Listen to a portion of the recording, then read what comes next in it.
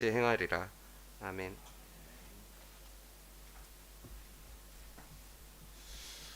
할렐루야. 이 시간에도 우리 주님께서 풍성한 은혜로 우리에게 허락해 주시기를 간절히 소원합니다. 승리를 위한 행진, 이 말은 그리스도인들의 삶의 여정을 가리키는 말이다라고 설명을 드릴 수 있습니다.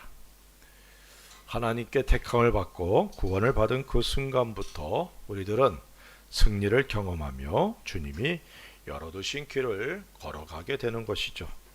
그러나 우리들이 누구인지를 망각하고 살아갈 때 승리를 놓치게 된다는 사실도 잊지 않기를 바랍니다. 승리를 준비하신 하나님은 은혜와 복으로 우리에게 허락해 주셨다는 사실을 잊지 말고 늘 감사하며 승리하는 삶을 살아갈 수 있기를 주의 이름으로 부탁을 드립니다. 하나님께서 우리들을 택하실 때에 우리로 이 땅에서 하나님의 영광을 드러내며 하나님의 능력으로 승리하는 삶을 원하셨습니다. 이러한 사실을 성경을 통하여 우리들은 확인할 수 있습니다.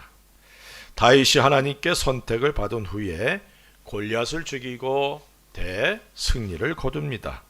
사울의 질투로 인해서 광야 생활을 하고 블레셋에 망명하기도 하는 어려운 생활을 하였지만 다윗을 택하신 하나님께서 다윗과 늘 함께 하셨다라고 성경은 말씀하고 있고, 이런 다윗의 모습을 성경은 다음과 같이 기록하고 있습니다. 사무엘하 5장 10절에 만군의 하나님 여호와께서 함께 계시니 다윗이 점점 강성하여 가니라. 그리고 사무엘하 8장 6절에 다윗이 다메섹 아람의 수비대를 두매 아람 사람이 다윗의 종이 되어 조공을 바치니라. 다윗이 어디로 가든지 여호와께서 이기게 하시니라 라고 말씀하고 있습니다. 강성하여 가고 어디로 가든지 이기게 하시는 하나님을 다윗을 통하여 우리는 알 수 있습니다. 이런 말씀을 통해 하나님께서 우리들을 택하심에도 승리하는 삶이 들어가 있다는 사실을 알 수 있습니다. 오늘은 순종의 승리라는 제목으로 승리하기 위해서는 말씀에 순종하는 우리가 되길 원하여 말씀을 전합니다. 요단을 건넌 이스라엘 백성은 여리고를 앞에 두고 있습니다. 그들에게 있어서 요단이나 여리고는 큰 장애죠.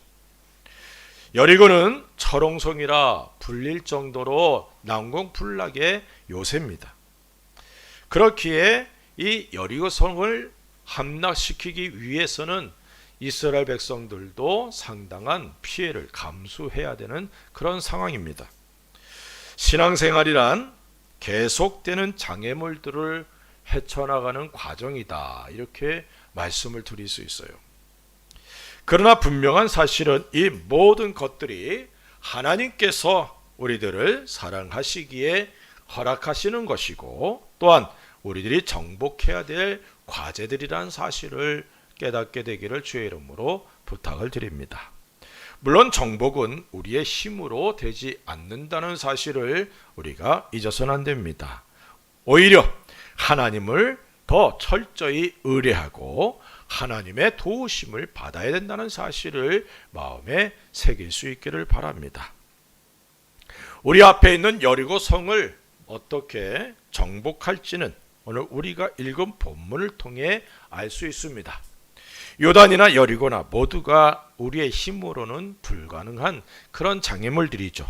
오직 하나님의 능력, 하나님께서 우리들을 위해서 일해 주실 때에만 가능한 일이라는 사실을 잊지 않기를 바랍니다. 그렇기에 우리들이 이스라엘 백성들처럼 훈련되고 성장된 믿음의 사람들, 다시 말하면 하나님의 말씀에 철저히 순종하는 것 이외에는 방법이 없다는 사실을 이 시간 다시 한번 깨닫는 시간 되기를 바랍니다. 그래서 우리들의 삶이 주님께서 원하시는 순종의 삶이 될 수 있기를 바랍니다. 오늘 말씀을 통해서 세 가지 순종의 모습을 살펴보기를 원합니다. 여호수아서 5장 2절에 이렇게 말씀합니다. 그때에 여호와께서 여호수아에게 이르시되 너는 부싯돌로 칼을 만들어 이스라엘 자손들에게 다시 할례를 행하라 하시매. 첫 번째 이스라엘 백성들에게 명령하신 것은 할례를 행하라, 이렇게 말씀합니다. 할례라는 것은 이스라엘 백성들이 하나님과 피로써 언약을 맺은 백성이라는 사실을 의미하는 의식입니다. 이스라엘의 남자라면 누구라도 할례를 받아야 했습니다. 이스라엘 백성은 40년 동안 광야 생활을 행하면서 할례를 받지 못했습니다. 여호수아서 5장 5절에 이렇게 말씀합니다. 그 나온 백성은 다 할례를 받았으나 다만 애굽에서 나온 후 광야길에서 난 자는 할례를 받지 못하였음이라, 이렇게 말씀하고 있어요. 애굽에서 나온 사람들은 할례를 모두 받았지만 광야에서 태어난, 다시 말하면 지금 이스라엘 백성들의 주축이 되어 있는 남자들은 할례를 받지 못했다는 사실입니다. 그렇기에 할례를 받는다는 것은 당연히 해야 할 일이죠. 하지만 할례를 받는 곳이 여리고 성을 앞에 둔 장소라는 사실입니다. 할례를 받은 사람은 상처가 다 낫기까지 활동하기가 상당히 힘듭니다. 비록 적들이 두려움을 갖고 있다 할지라도 적들 앞에서 이러한 할례를 받는 행위는 적들에게 자신의 모든 것을 그냥 노출해 버리는 것과 같은 상황이 되는 것이죠.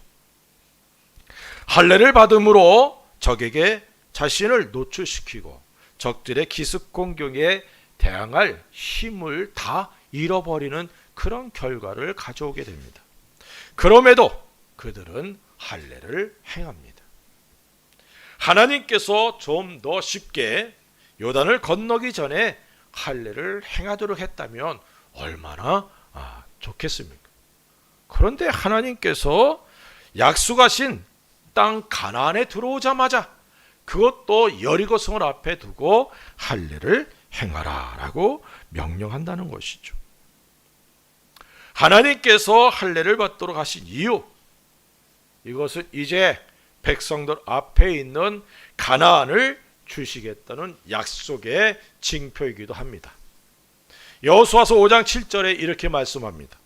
그들의 대를 잇게 하신 이 자손에게 여호수아가 할례를 행하였으니 길에서는 그들에게 할례를 행하지 못하였으므로 할례 얻는 자가 되었음이었더라. 길에서는 할례를 줄 수 없었어요. 언제 움직여야 될지 알 수 없었기 때문에 할례를 행하지 못했습니다. 그렇지만 이제 광야 여행이 끝나고 약속의 땅 가나안에 들어오게 되었습니다.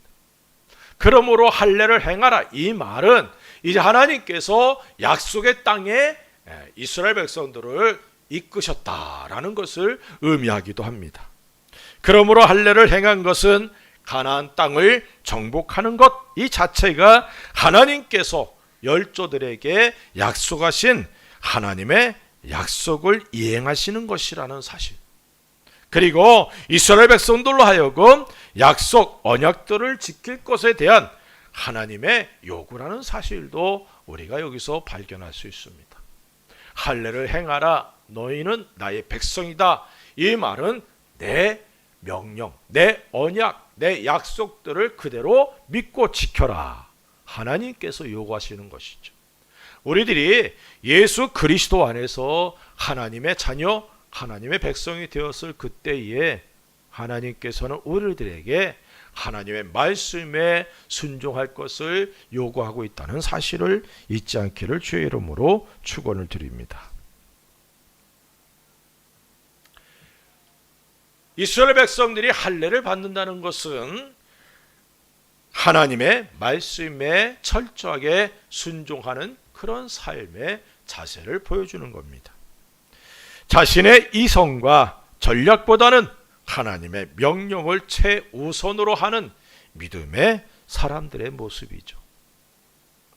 여호수아를 통해 전해진 하나님의 명령을 듣고 사람들은 여호수아에게 따질 수도 있었습니다. 적을 앞에 놓고 자신들의 무장을 해제하며 위험을 감수해야 하는 이런 일들에 대해서 원망과 불평을 말할 수도 있습니다. 전혀 전략적이지도 않고 이성적이지도 않은 이해 불가능한 명령이었지만 그들은 하나님의 명령에 순종했다는 거예요. 순종하는 사람만이 가나안을 정복하게 된다는 사실을 잊지 않기를 주의 이름으로 축원을 드립니다. 위험을 감수하면서 하나님을 향한 믿음을 상실하지 않았다는 것이죠.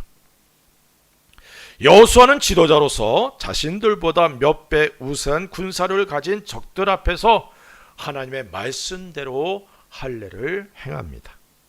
이런 여호수아의 마음에는 가나안에서의 전투는 자신들의 힘이 아니라 하나님의 절대적인 도우심이 있어야만 가능하다는 믿음의 발로였다라고도 말씀을 드릴 수 있어요. 할례를 행함으로 주어지는 은혜들이 있죠. 여호수아서 5장 9절에 여호와께서 여호수아에게 이르시되 내가 오늘 애굽의 수치를 너희에게서 떠나가게 하였다 하셨으므로 그곳 이름을 오늘까지 길갈이라 하느니라. 애굽의 수치가 이스라엘 백성에게서 이제 굴러가게 되었다, 이렇게 말씀하고 있어요. 애굽의 수치는 첫 번째는 이스라엘 백성들이 애굽에서 노예 신분으로서 당한 수모들을 가리키고, 두 번째는 이스라엘이 광야에서 유리방황하는 것을 보고 하나님이 광야에서 자기 백성들을 죽이려고 그들을 애굽에서 인도해냈다고 조롱했던 그런 애굽인들의 모욕적인 말들, 이런 것들을 주님께서 이제 하나님께서 다 없어지게 했다라고 말씀하고 있는 겁니다. 이스라엘 모든 수치를 이제 해결해 주시고 영광스럽게 해 주시겠다는 하나님의 약속이기도 하죠. 구원을 받은 우리들도 이스라엘 백성들처럼 할례를 받아야 됩니다. 물론 육체 할례가 아니라 구원받은 그리스도인들은 마음의 할례를 받아야 된다라고 말씀하고 있죠. 로마서 2장 29절에 이렇게 말씀합니다. 오직 이면적 유대인이 유대인이며 할례는 마음에 할지니 영에 있고 율법 조문에 있지 아니한 것이라 그 칭찬이 사람에서가 아니라 다만 하나님에게서니라 라고 말씀하고 있어요. 할례는 하나님의 백성이라는 사실을 의미하는 의식입니다. 그렇게 구원을 받은 우리들도 할례를 받아야 된다는 사실입니다. 이미 예수님으로 구원을 받은 그 순간에 우리들은 마음에 할례를 받은 하나님의 백성들이 되었다는 사실을 잊지 않기를 주의 이름으로 축원을 드립니다. 우리들이 또한 이면적 유대인, 다시 말하면 하나님의 택하심을 받은 하나님의 백성이라는 사실도 잊지 않기를 주의 이름으로 축원을 드립니다. 할례를 받았다, 이 말 자체는 나는 하나님께 속한 하나님의 백성이요, 하나님의 명령, 하나님의 말씀을 지키고 순종하는 그러한 의무를 이행하겠다는 그러한 우리들과 하나님과의 약속이라는 사실도 잊지 않기를 주의 이름으로 축원을 드립니다. 두 번째는 여호수아서 5장 15절에 이렇게 말씀합니다. 여호와의 군대 대장이 여호수아에게 이르되 내 발에서 신을 벗으라, 내가 선 곳은 거룩하니라 하니 여호수아가 그대로 행하니라. 신을 벗으라 라고 명령하십니다. 신을 벗는다는 것은 자신의 권리를 양보하는 것이고 포기하는 것을 의미합니다. 또한 거룩하신 하나님 앞에서 세속적인 모든 것을 벗어버려야 된다는 것을 의미합니다. 하나님께서 여호수아에게 신을 벗게 한 것은 모세가 하나님 앞에서 자신의 신을 벗고 오직 하나님의 지시하심에 순종하였던 것과 같은 그런 모습이죠. 이제부터 여호수아는 여리고를 정복하고 가나안을 정복하려면 자신을 부인하고 오직 하나님의 뜻을 바라보며 하나님의 뜻을 이루고자 하나님을 의지하는 그런 삶을 살아가야 된다는 사실을 여기서 말씀하고 있습니다. 하나님 안에서의 승리는 자신을 부인하고 포기할 때 일어난다는 사실을 깨닫게 되기를 주의 이름으로 축원을 드립니다. 인간적인 지혜나 경험이 앞선다면 승리를 취할 수 없습니다. 우리가 원하는 승리는 하나님께서 원하시는 승리죠. 우리 개개인이 원하는 승리의 모습이 아닙니다. 그렇기에 우리 자신의 이성이나 어떤 능력으로 승리를 쟁취하려면 결국은 잘못되는 경우들을 많이 보게 됩니다. 내가 뭔가 해보려고 하면 그것 때문에 오히려 큰 문제들이 일어나게 되는 경우들을 참 많이 보지 않습니까? 내 힘으로 하려 하지 말고 오직 하나님이 주시는 힘을 의지해서 하나님의 뜻을 이루고 승리하는 우리가 되어야 될 줄로 믿습니다. 그런 의지의 표현으로 나의 모든 것을 주께 양도합니다. 나는 부인되고 오직 나를 통해 하나님만이, 우리 주님만이 드러나기를 원합니다. 나의 삶의 모든 인도자는 하나님이십니다. 라는 고백으로 우리의 신을 벗어드릴 수 있기를 주의 이름으로 축원을 드립니다. 이스라엘 백성이 광야에서 훈련받은 것, 그것은 먼저 자기를 부인하는 일이었습니다. 그리고 온전히 하나님의 인도하심을 의뢰하는 일이었죠. 하나님의 인도하심만이 자기들이 살 길이라는 사실을 광야 40년 생활을 통해 그들은 뼈저리게 경험했습니다. 그리스도인은 나를 구원해 주신 우리 주님의 뜻을 이루기를 원하고 있습니다. 그러기 위해서는 우리 하나님께서 원하시는 나를 부인하고 자기 자신을 완전히 포기하지 않으면 안 된다는 사실을 깨닫게 되기를 주의 이름으로 축원드립니다. 오직 자신을 통해 예수 그리스도만 존귀함을 얻어야 됩니다. 자기의 이익이 앞서서는 안 된다는 사실을 깨닫게 되기를 주의 이름으로 축원드립니다. 사도행전 3장 12절에 베드로가 이것을 보고 백성에게 말하되 이스라엘 사람들아 이 일을 왜 놀랍게 여기느냐? 우리 개인의 권능과 경건으로 이 사람을 걷게 한 것처럼 왜 우리를 주목하느냐? 성전 미문 앞에 앉아있던 안진뱅이를 예수 그리스도의 이름으로 일으키고 그가 걸으며 뛰며 하나님을 찬양하니까 사람들이 그 일을 행하게 한 베드로와 요한을 주목합니다. 그럴 때에 베드로가 이렇게 말한 것이죠. 항상 앞에 서기를 좋아하고 그 일을 위해 제자들이 서로 다투기까지 했었지만 예수님의 십자가의 죽으심과 부활하신 승천하신 그리고 성령 하나님으로 충만한 그들이 변했다는 사실을 여기서 우리는 볼 수 있습니다. 자신들을 통해 오직 예수 그리스도만이 나타나기를 원하는 베드로의 모습을 볼 수 있습니다.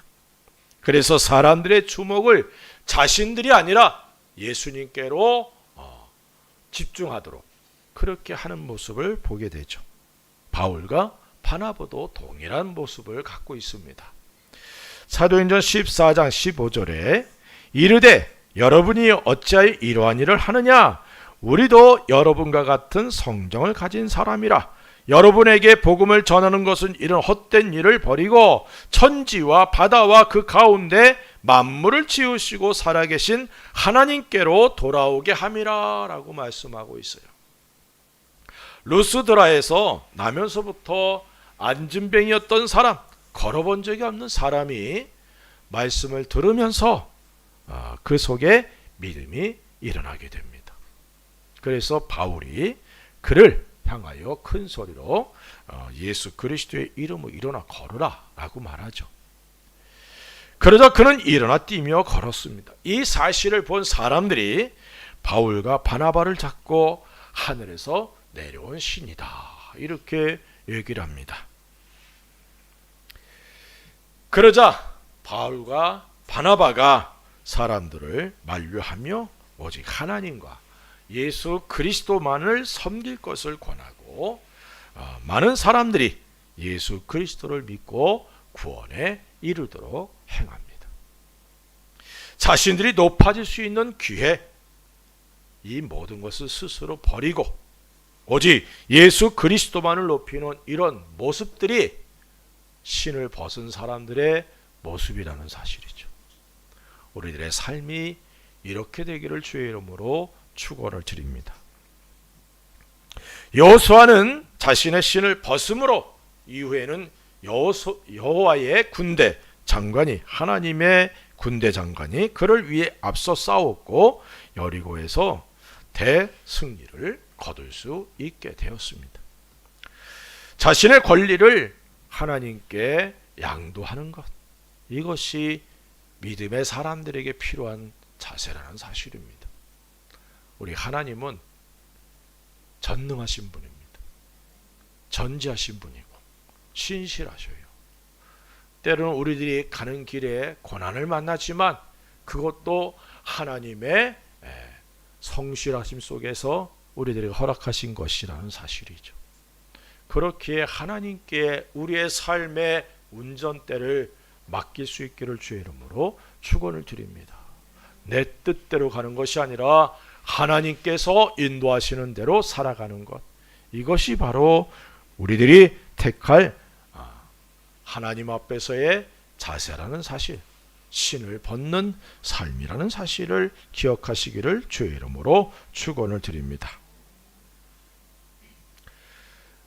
출애굽기 23장 27절 28절에 보면 이렇게 말씀합니다. 내가 내 위엄을 내 앞서 보내어 내가 이룰 곳의 모든 백성을 물리치고 내 모든 원수들이 내게 등을 돌려 도망하게 할 것이며 내가 왕벌을 내 앞에 보내리니 그 벌이 히 족속과 가나안 족속과 헷 족속을 내 앞에서 쫓아내리라. 왕벌을 앞서 보내셔서 이스라엘 백성을 대신에 일해주시는 하나님의 모습을 기록하고 있습니다. 우리를 위해 지금도 일하시는 하나님이심을 잊지 않기를 바랍니다. 자신을 부인하고 우리의 모든 권리를 하나님께 내어 놓을 때 우리들을 위해 일하시는 하나님을 경험하게 되고 하나님의 영광을 보며 감사와 찬양이 우리들의 입에 가득하게 될 줄로 믿습니다. 나를 부인하고 하나님을 의지하라 이렇게 얘기를 하면 오해하는 분들도 있습니다. 그러면 나는 아무것도 안 해도 되잖아요. 그럼 지금까지 내가 해온 것은 무슨 소용이 있습니까? 라고 얘기하는 경우들도 있어요. 하지만 우리가 하나님을 의지하고 하나님의 뜻에 합당한 삶을 내가 선택해서 행할 때 하나님의 도우심을 통해 형통케 되는 것을 믿으시기를 바랍니다. 내가 준비하고 내가 일하는 것은 일이라고 생각한다면 하나님의 도우심, 하나님의 일해주심이 함께할 때 그 뒤에 0이라는 숫자가 하나가 붙을지 둘이 붙을지 셋이 붙을지 모르는 거예요. 믿습니까? 우리가 뿌리는 씨앗은 하나지만 그것으로 인해서 열매 맺게 하시는 분은 우리 하나님이신데 30배, 60배, 100배의 결실을 맺게 하신다고 말씀하고 있습니다. 우리를 위해 일하시는 하나님을 믿고 우리의 신을 하나님께, 우리 주님께 벗어드릴 수 있는 우리가 될 수 있기를 주의 이름으로 축원을 드립니다. 세 번째는 12절부터 14절에 이렇게 말씀합니다. 또 여호수아가 아침에 일찍이 일어나니 제사장들이 여호와의 궤를 메고 제사장 7은 양각 나팔 7을 잡고 여호와의 궤 앞에서 계속 행진하며 나팔을 불고 무장한 자들은 그 앞에 행진하며 후군은 여호와의 궤 뒤를 따르고 제사장들은 나팔을 불며 행진하니라. 그 둘째 날에도 그 성을 한번 돌고 진영으로 돌아오니라. 엿새 동안을 이같이 행하니라.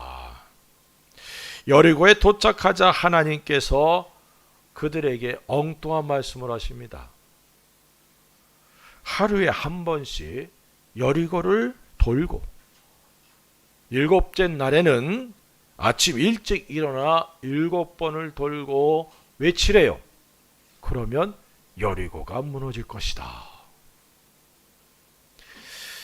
여리고를 정복하려면 작전을 세우고 적을 어떻게 공격해야 될지 계획을 세워야 되지 않습니까?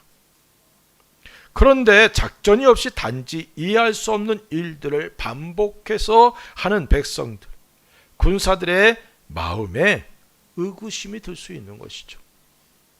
그런데 7일간 여리고성을 도는 동안 그들은 말하지 않았어요. 침묵했다는 것입니다.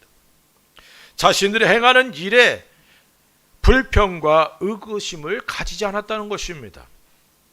지금까지 자신들이 이해할 수 없는 큰 일들을 순종함으로 경험해왔던 이스라엘 백성들이었기 때문에 가능한 일이었습니다.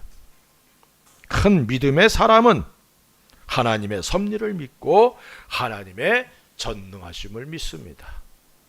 그래서 어떤 환경에서도 흔들리지 않는 것이죠. 잠깐 염려하고 불안하고 근심하고 흔들릴 수는 있겠지만 하나님의 말씀을 믿고 하나님의 전능하심을 믿고 다시금 일어나서 든든한 그런 믿음의 삶을 살아가는 것이 구원받은 그리스도인들, 하나님의 사람들의 본연의 모습이다. 이렇게 말씀을 드릴 수 있습니다.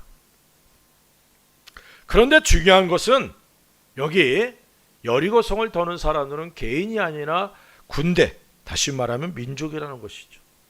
특히 이스라엘 백성들은 자아가 아주 강한 사람들입니다. 그렇기 때문에 하나님께서는 백성들에게 미리 말씀하십니다. 10절에 여호수아가 백성에게 명령하여 이르되 너희는 외치지 말며 너희 음성을 들리게 하지 말며 너희 입에서 아무 말도 내지 말라. 그리하다가 내가 너희에게 명령을 외치라 하는 날에 외칠지니라 하고 라고 말씀하고 있어요. 사람들은 자신이 이해되지 않는 일들이 있으면 그것에 대해 자신의 의견을 말하고 싶어 합니다. 물론 그 영향이 어떻게 전개될지 알지 못하면서 자신의 의견을 말하게 되는 것이죠. 우리들이 사용하는 말은 부정적이거나 아니면 긍정적인 말 두 가지로 구분할 수 있습니다. 물론 그리스도인으로서는 믿음의 말과 불신앙의 말 이렇게도 구분할 수 있겠죠. 부정적인 말들은 그 영향력이 아주 무섭습니다. 거친 파도와 같아요. 대부분의 사람들은 이 파도에 자신도 모르게 휩쓸리고 맙니다. 진실에 대해서는 별로 반응을 안 하다가도 잘못된 말, 부정적인 말을 들으면 이상하게 두 귀로 듣고 가슴으로 팍 박히는 거예요. 그래가지고 분노하고 그것에 반응하게 되는 것이죠. 가나안을 정탐하고 돌아온 10명의 말을 듣고 백성들은 한결같이 흔들렸고 하나님을 원망하며 광야에서 죽기를 원했습니다. 그들 말대로 하나님께서 행하셔서 38년을 더 광야 생활하게 됐고 20세 이상의 모든 사람은 광야에서 다 죽고 말았습니다. 여호수아 갈렙을 제외하고는. 부정적인 말들이 얼마나 무서운지 모릅니다. 10명의 말이 갖는 위력, 그것은 백성들 마음 전체를 녹게 만들었다는 거예요. 이들의 말로 인해서 백성들 전체가 들고 일어났고 모세를 향하여 하나님을 향하여 원망하게 되었어요. 우리들에게도 이런 말들이 들려올 수 있고 내가 할 수도 있다는 사실을 늘 깨닫게 되기를 바랍니다. 그래서 조심해야 돼요. 말을 함에 있어서 참 조심해야 됩니다. 하나님의 일하심을 보길 원한다면 때로는 입을 닫고 잠잠할 필요가 있다는 거예요. 그래서 하나님께서 여리고 성을 정복할 때의 세 번째 명령이 무엇이냐? 잠잠해라, 침묵해라 라고 말씀하고 있다는 거예요. 긍정적인 말들은 하늘의 씨앗과 같습니다. 비록 그 당시에는 영향을 주지 못한다 해도 결국은 열매를 맺게 되죠. 여호수아 갈렙은 하나님을 인정하고 하나님의 도우심을 입으면 능히 가나안을 정복하리라는 말을 하지만 백성들에게 전혀 영향을 주지 못했어요. 비율로 따지면 12대 2, 6분의 1 아닙니까? 그런데 전혀 영향을 주지 못했습니다. 민수기 14장 9절과 10절에 이렇게 말씀합니다. 다만 여호와를 거역하지는 말라. 또 그 땅 백성을 두려워하지 말라. 그들은 우리의 먹이라. 그들의 보호자는 그들에게서 떠났고 여호와는 우리와 함께 하시느니라. 그들을 두려워하지 말라. 하나 온 회중이 그들을 돌로 치려 하는데 그때 여호와의 영광이 회막에서 이스라엘 모든 자손에게 나타나시니라. 제가 참 이 민수기 14장 9절 말씀은 참 잘 인용하는 그런 말씀입니다. 지금은 조금 번역이 좀 이상해졌어요. 그들은 우리의 먹이라. 우리가 먹이 먹고 사는 그런 존재처럼 먹이라고 번역을 했는지 모르겠어요. 그 전에 개역 한글에서는 우리의 밥이라. 그게 더 직설적이고 더 좋은 번역이 아닌가. 따라합시다. 우리의 밥이라. 아멘. 우리의 밥이 낫죠? 우리 먹이라. 먹이라는 말에는 좀 어감이 좀 그래요. 하나님을 믿고 인정하며 백성들에게 여호수아 갈렙이 외쳤지만 백성들은 그 말을 듣지 않았어요. 하지만 그 외침은 하나님께서 들으셨고 그들에게만 가나안에 들어가게 되는 하나님의 은혜가 주어졌다는 사실입니다. 우리들의 말을 하나님께서 들으신다는 사실을 잊지 않기를 주의로 축원드립니다. 다른 사람이 듣지 않는다 할지라도 내가 하는 하나님의 마음을 갖고 하나님의 뜻을 이루고자 하는 그런 믿음의 말들을 하나님이 다 듣고 계신다는 거예요. 이런 말 저런 말에 부안해동하지 말고 주님을 믿는 믿음으로 자신의 입을 다무는 것도 때로는 중요해요. 오직 말씀을 묵상하면서 자신의 속에서 일어날 수 있는 무수한 의구심들을 잠재우면서 주님께서 일하실 때를 기다리는 것, 이것이 바로 신앙의 묘미다 라고 말씀을 드릴 수 있어요. 백성들이, 군인들이 여리고성을 도는데 한 사람이 야, 이거 지금 우리가 뭐하는 짓이냐? 이런 말 한마디를 누가 했다. 그럼 그 말을 듣는 사람 옆에서 글쎄 그게 내 말이야 라고 얘기를 한다면 그게 백성 전체로 퍼져나가는 거예요. 그러면 하나님의 말씀은 까마득하게 잊어버리고 지금까지 자신들과 함께며 도와주셨던, 일해주셨던 하나님에 대한 믿음이 와르르 무너지는 거예요.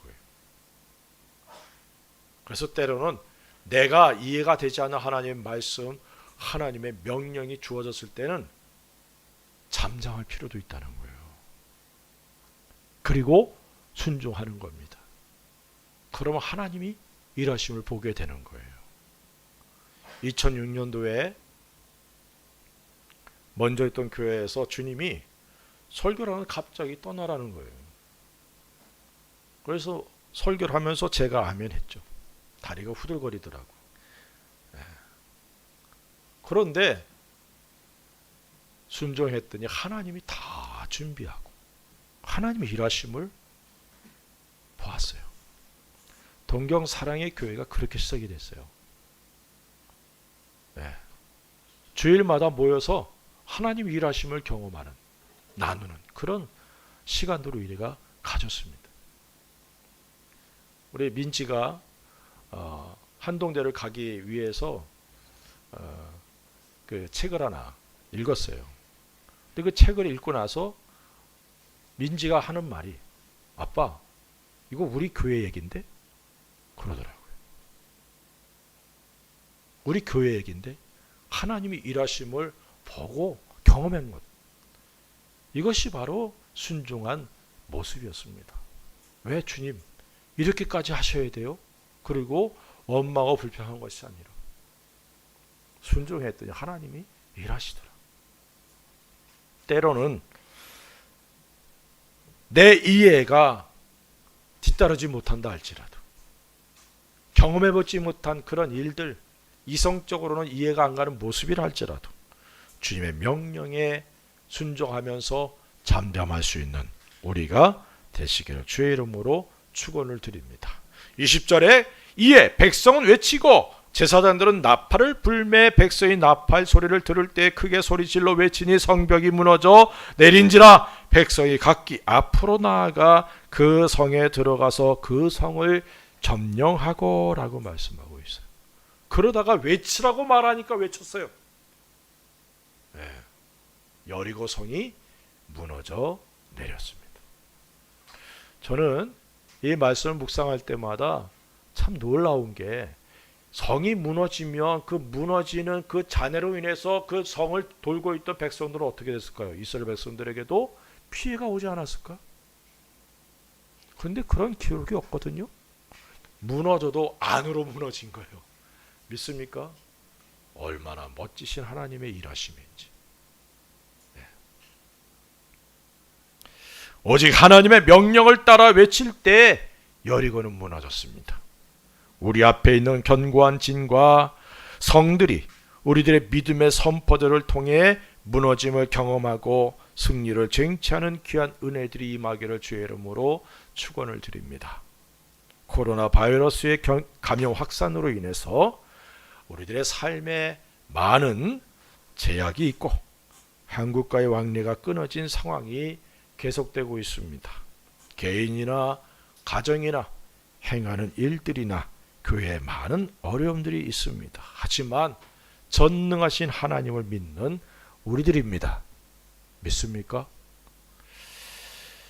우리들로 승리하도록 도우시고 일해주시며 싸워주시는 하나님을 믿으시기 바랍니다. 그렇게 이런 때 오히려 우리 하나님의 도우심을 경험하며 하나님의 영광을 보게 되는 기회가 된다는 사실도 믿으시기 바랍니다. 이러한 사실을 믿고 철저하게 주님의 말씀과 뜻에 순종하고 승리하는 우리들이 되시기를 바랍니다. 오늘 특별히 여리고 성을 정복하는 이스라엘 백성들의 모습을 보면서 세 가지 순종에 대해서 말씀을 드렸습니다. 우리들의 마음이 할례를 받고 우리들의 권리를 주님께 양보하며 철저하게 주님의 종으로서 주님의 뜻을 따르는 우리들이 되십시다. 또한 믿음의 말, 주님께서 인정하는 말들을 사용하고 우리 앞에 있는 여리고성을 정복해 나감에 있어서 때로는 잠잠히 주님의 말씀을 믿고 순종하는 우리가 될 수 있기를, 그래서 주님께 영광과 찬양 돌리는 우리의 삶이 되기를 우리 주 예수 그리스도의 이름으로 간절히 축원을 드립니다. 기도하십시다. 우리 같이 한번 기도합시다. 우리 앞에 여리고성이 있고 또 그 앞에 무수히 많은 장애물들이 있다 할지라도 우리를 택하시고 인도하시고 세워주신 분은 전능하신 하나님이십니다. 우리로 승리하기를 원하시는 분이십니다. 그렇기에 할례를 받고 우리의 신을 벗고 때로는 침묵하는 그런 삶을 살아가는, 그래서 승리의 영광을 주께 돌릴 수 있는 우리가 되기를 사모하십시다. 다 같이 한번 기도합니다. 할렐루야. 아버지 하나님, 감사와 찬송 돌립니다. 오늘은 순종의 승리란 제목으로 말씀을 전했습니다. 주여, 우리 앞에 여리고성과 같이 두렵고 불안하고 그리고 우리의 삶에 큰 장애물들이